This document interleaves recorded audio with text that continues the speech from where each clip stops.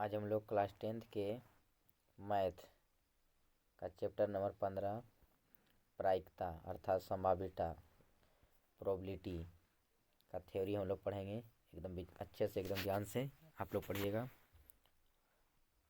और कॉपी में नोट करने का प्रयास कीजिएगा। पहले जानते हैं प्रायिकता या संभाव्यता है या क्या, प्रोबेबिलिटी है क्या, जिसमें हम लोग संभावनाओं का अध्ययन करेंगे, वही क्या कहलाएगा, प्रायिकता। गणित की जिस शाखा में हम लोग संभावनाओं का अध्ययन करेंगे वही क्या कहलाएगा, प्रायिकता। जैसे आज वर्षा होगी तो ये संभावना है, हो भी सकती है नहीं भी हो सकती है। कल हम पटना जाएंगे, जा भी सकते हैं या नहीं भी जा सकते हैं। मतलब जिसमें संभावनाओं का अध्ययन किया जाएगा वही क्या कहलाएगा, प्रायिकता। चलिए समझ में आ गया होगा प्रायिकता क्या है। तो गणित की वह शाखा है जिसमें हम लोग संभावनाओं का अध्ययन करते हैं।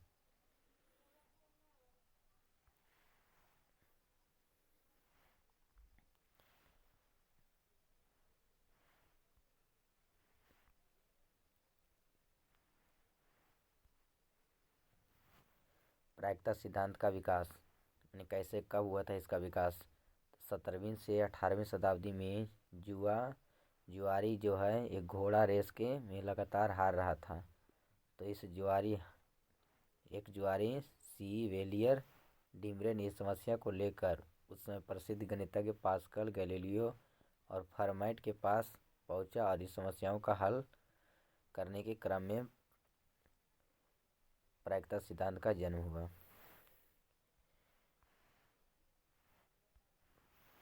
प्रायिकता सिद्धांत को समुच्चय सिद्धांत पर आधारित कोलमोगोरोव ने किया था। करेगा प्रायिकता सिद्धांत को समुच्चय सिद्धांत पर आधारित किसने किया, कोलमोगोरोव ने किया था।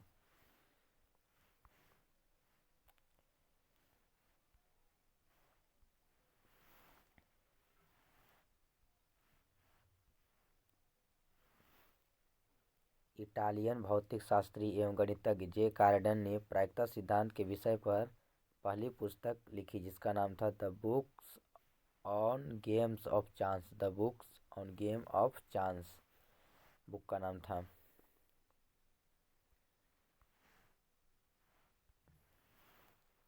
एक्सपेरिमेंट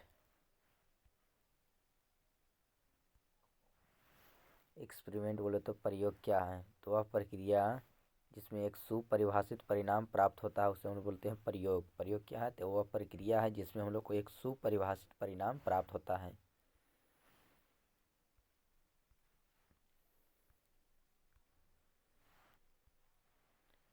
चलिए जानते हैं यादृच्छिक प्रयोग क्या है। रैंडम एक्सपेरिमेंट ऐसा प्रयोग जिसके परिणाम के बारे में पहले घोषणा नहीं किया जा सकता है उसको बोलते हैं यादृच्छिक प्रयोग। जिसके परिणाम के बारे में हम लोग पहले घोषणा नहीं कर सकते हैं उसको बोलते हैं यादृच्छिक प्रयोग। जैसे एक सिक्का को उछालना यादृच्छिक प्रयोग, क्योंकि हम इसको पहले नहीं बता सकते हैं क्या आएगा, हेड या टेल आएगा। या एक पासा को फेंकना है, क्या यादृच्छिक प्रयोग ना है, प्रयोग है। यादृच्छिक प्रयोग कहने का मतलब जिसके परिणाम के बारे में पहले घोषणा किया नहीं जा सकता है।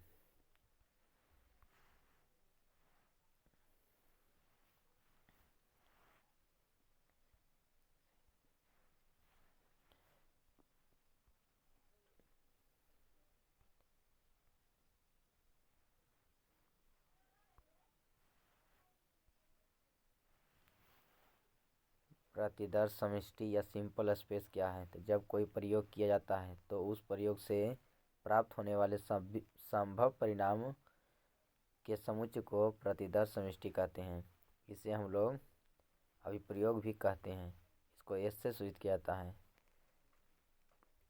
प्रतिदर्श समष्टि एस के अवयव की संख्या को एन से सूचित किया जाता है। कर घटना बोले तो इवेंट, किसी प्रयोग में प्रत्येक परिणाम को घटना कहते हैं। प्रत्येक परिणाम क्या बोलते हैं, घटना।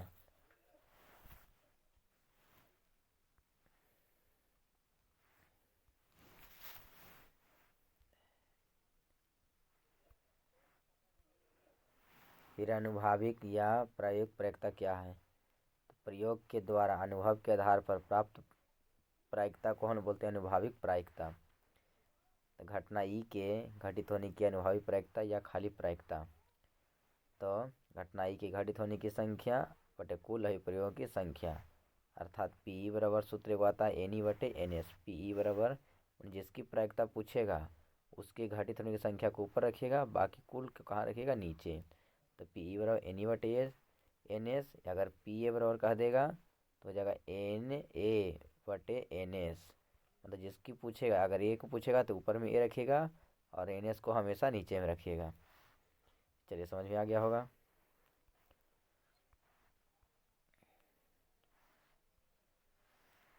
प्रायिकता का जो मान होता है जीरो के बराबर या जीरो से बड़ी होती है। प्रायिकता का मान जो होता है हमेशा जीरो के बराबर या जीरो से बड़ी होती है तथा एक के बराबर या एक से छोटी होती है। प्रायिकता का मान जीरो के बराबर या जीरो से बड़ा तथा एक या एक से छोटी होती है। एग्जाम में बार बार पूछता है।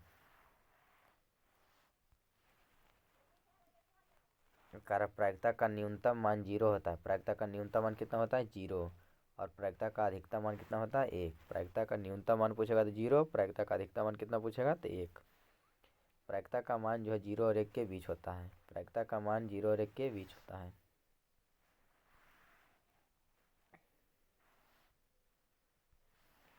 किसी प्रयोग के सभी प्रारंभिक घटनाओं की प्रायिकता का योगफल कितना होता है, एक होता है। किसी प्रयोग के सभी प्रारंभिक घटनाओं की प्रायिकता का योगफल कितना होता है, एक होता है।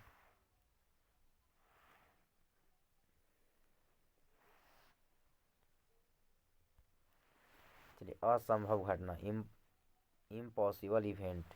तो वह घटना जो कभी घटित नहीं हो उसे असंभव घटना कहते हैं। जो घटना कभी भी घटित नहीं हो उसको बोलते हैं असंभव घटना। क्या बोलते हैं, असंभव घटना।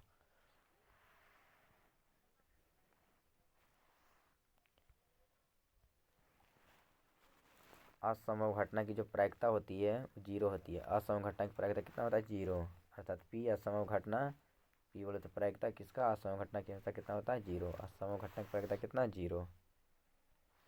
और एग्जाम में बार बार पूछता है कि असंभव घटना की प्रायिकता कितनी होती है, तो जीरो।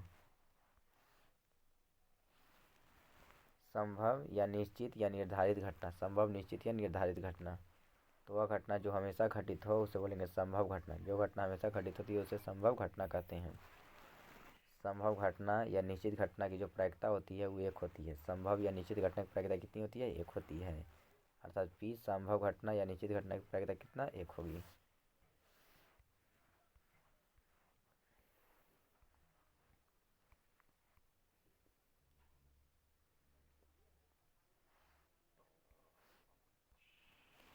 फिर पूरक घटना। कौन घटना है, पूरक घटना। पूरक घटना वैसा घटना जो उस घटना के उल्टा होता है उसे बोलते हैं पूरक घटना। वैसा घटना जो उस घटना के बाहर होता है उसे क्या बोलते हैं, पूरक घटना बोलते हैं। पूरक घटना को ई नहीं या ई डैश या ई बार या ई सी से सूचित किया जाता है। जैसे सत्य का पूरक पूछेगा तो असत्य, हार का पूरक पूछेगा तो जीत, पीई का पूरक पूछेगा तो पीई नहीं। मतलब होना या नहीं होना। चलिए, घटित होने की घटना पीई है। घटित होने की घटना क्या है, पीई है। यदि घटित होने की घटना पीई है तो घटित नहीं होने की घटना पीई नहीं होगा, पीई नहीं होगा। घटित होने की घटना पीई, घटित होने की घटना की प्रायिकता पी तथा घटित नहीं होने की घटना की प्रायिकता पीई नहीं एक दूसरे का पूरक घटना कहलाता है। एक दूसरे क्या है, पूरक है। इनका योगफल कितना आता है, एक होता है। मतलब घटित होने की प्रायिकता और घटित नहीं होने की प्रायिकता का योगफल कितना आता है, एक आता है। घटित होने की प्रायिकता बोलेगा तो पी, घटित नहीं होने की प्रायिकता बोलेगा तो पी नहीं। अर्थात पी प्लस पी नहीं बराबर कितना, एक। एग्जाम में बार बार पूछता है पी प्लस पी नहीं बराबर कितना, एक। या पी प्लस पी डैश बराबर कितना, एक। या पी प्लस पी वार बराबर कितना होता है, एक। मतलब घटित होने की प्रायिकता और घटित नहीं होने की प्रायिकता का योगफल कितना होता है, एक। ये दोनों में से कोई दे रहेगा, एक वो दे देगा, दूसरा का पूछेगा। जो पूछेगा उसको तुरंत एक में से जो दे रहेगा उसको घटा दीजिएगा। चलिए समझ में आ गया होगा। जैसे पूछेगा घटित होने की प्रायिकता पी, घटित होने की प्रायिकता ए है। घटित होने की प्रायिकता कितना है, ए है। तो पूछेगा घटित नहीं होने की प्रायिकता, तो एक में तुरंत जो दे रहेगा उसको घटा दीजिएगा, तो ए वन माइनस ए हो जाएगा। चलिए समझ में आ गया होगा।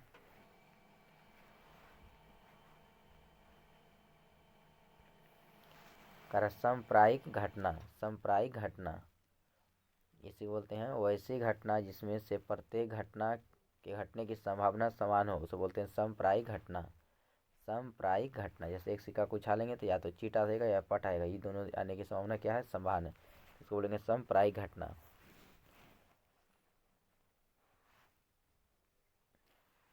चलिए, एन सिक्का को उछालने पर कुल समय परिणाम का संख्या का सूत्र होता है 2n²। 2n², मतलब एन सिक्का को उछालेंगे तो कुल समय परिणाम की संख्या मतलब क्या हो जाएगा, 2n²। एक सिक्का को उछालने पर कुल समय परिणाम क्या क्या आएगा, 2 आएगा। कुल समय परिणाम कितना आएंगे, 2 आएंगे। हेड और टेल आएगा, हेड और टेल आएगा।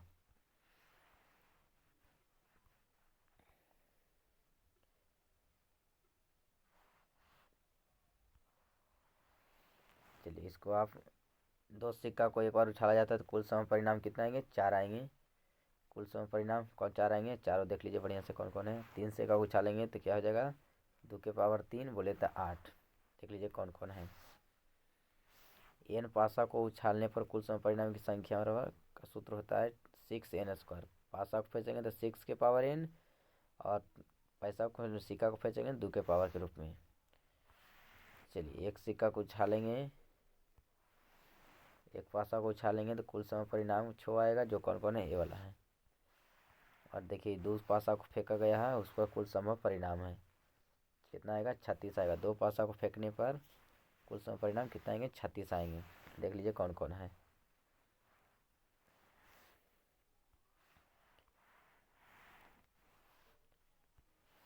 ताश की गड्डी, ताश की गड्डी, ताश की गड्डी में कुल 52 पत्ते होते हैं। ताश की गड्डी में कुल कितने पत्ते होता है, 52, जिसको 4 वर्गों में बांटा गया, 4 समूह में बांटा गया है। ताश की गड्डी में कुल 52 पत्ते होते हैं, जिसमें 4 वर्ग समूह में बांटा गया है। प्रत्येक समूह में 13-13 पत्ते होते हैं। प्रत्येक समूह कितना पत्ते, 13 पत्ते होते हैं।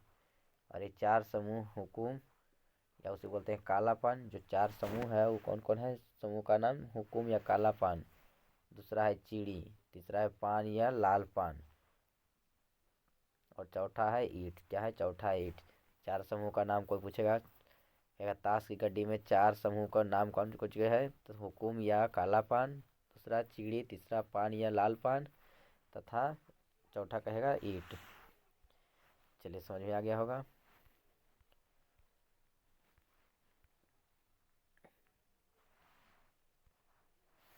करा हुकुम या काला पान तथा चीड़ी का रंग काला होता है। हुकुम कह देगा या काला पान, उसी बोलते हैं, हुकुम को काला पान बोलते हैं। तथा चिड़ी का रंग कैसा होता है, काला। हुकुम या चिड़ी का रंग कैसा होता है, काला। अर्थात दोनों में 13-13 पत्ते होते हैं, मैंने 13-13 बोले तो 26 पत्ता हो गया। कुल पत्तों की संख्या कितना, 26। काला रंग के कुल पत्तों की संख्या कितना हो गया, 26। काला रंग कुल पत्तों की संख्या कितना, 26।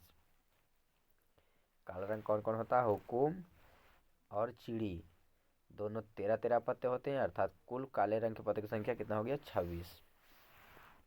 पान या लाल पान, पान या लाल पान और ईंट का रंग कैसा होता है, लाल। पान या लाल पान बोले तो ईंट का रंग कैसा, और ईंट का रंग कैसा होता है, लाल। अर्थात 13-13 पत्ते होते हैं, सब में कितना होता है, 13-13 पत्ते होते हैं। अर्थात कुल लाल रंग के पत्तों की संख्या कितना हो गया, 26। कुल लाल रंग के पत्तों की संख्या कितना, 26। कुल लाल रंग के पत्तों की संख्या कितना हो गया, 26।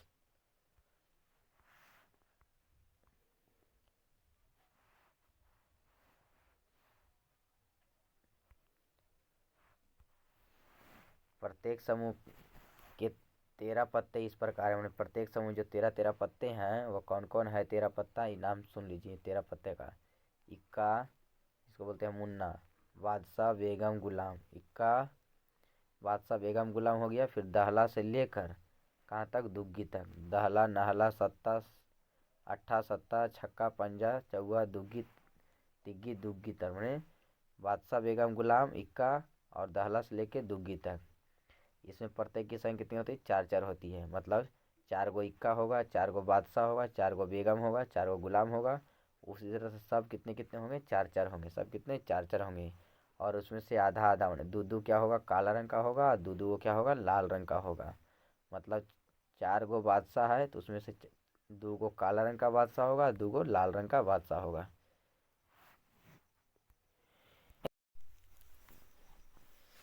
चलिए, समझ में आ गया होगा, आगे बढ़ते हैं। करा तस्वीर वाला पत्ता या फेस कार्ड, उसे बोलते हैं फेस कार्ड या तस्वीर वाला पत्ता, या उसे बोलते हैं फोटो वाला पत्ता।